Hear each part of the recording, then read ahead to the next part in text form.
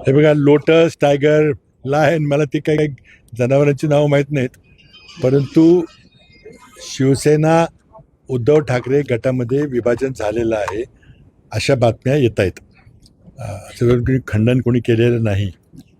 आणि शिवसेना उद्धव ठाकरे गटाच्या 9 पैकी 6 खासदारांनी लोकसभेचे अध्यक्ष ओम बिर्ला यांना पत्र दिलेलं आहे की आम्हाला एका वेगळ्या पक्षात विलीन व्हायचं आहे. म्हणजे फूट झालेली पडलेली आहे.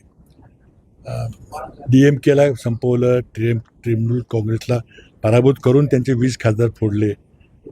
त्यात 2 गोष्टी आहेत. एक तर नरेंद्र मोदींना डिलिमिटेशन, लोकसभेची संख्या वाढवून त्यामध्ये संख्येमध्ये तुलनात्मक जो बदल करून उत्तर भारतीय राज्यांचं वर्चस्व निर्माण करायचं आहे.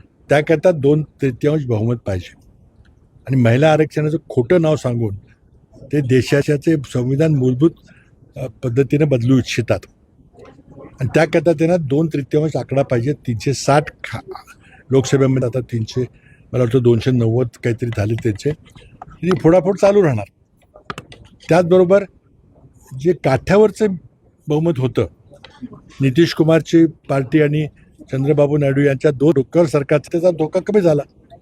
कारण आता आणखीन एक पार्टी मिळाली. आता कोणी तुम्हाला ब्लॅकमेल करू शकणार नाही. त्यामुळे त्यांनी ते केलेलं आहे. परंतु लोकशाहीला हा प्रचंड मोठा धोका आहे. हे लोक निवडणुका जिंकू शकत नाहीत. लोकसभेला काय झालं आपण बघितलं. जी प्रामाणिकपणे निवडणूक घेतली गेली त्यात आम्ही जिंकलो, पण नंतर SIR करून, नंतर मग मतं वाढवून, दुबार मतदान करून, EVMचे घोटाळे करून आता विधानसभा जिंकल्या. पण त्यांना ते लोकसभेमध्ये बहुमत आणून सगळं राजकारण बदलून टाकायचं आहे. सगळं मग घटनादुरुस्ती सहज करता येईल आणि एका माणसाची हुकुमशाही देशामध्ये प्रस्थापित करायची. हे सगळं चाललेलं आहे. अत्यंत लोकशाहीच्या दृष्टीने अत्यंत काळा दिवस आहे याचा. अजून काही प्रादेशिक पक्षांना धोका आहे?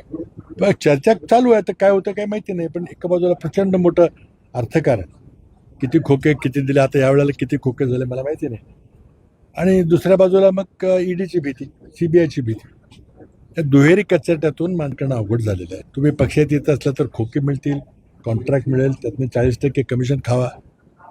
हे प्रचंड मोठं सत्ता फक्त मिळवणं एवढंच एकमेव उद्दिष्ट नरेंद्र मोदी सरकारचं आहे.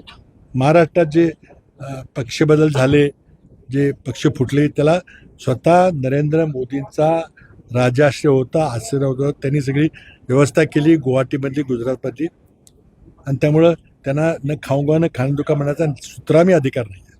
लोकांची त्यांनी फसवणूक केलेली आहे. त्यांनी 15 लाखाची केली, 2 कोटी रोजगाराची केली, शेतकऱ्याच्या उत्पन्नाची केली, महागाई कमी करायची केली. तशी ही पण फसवणूक आहे.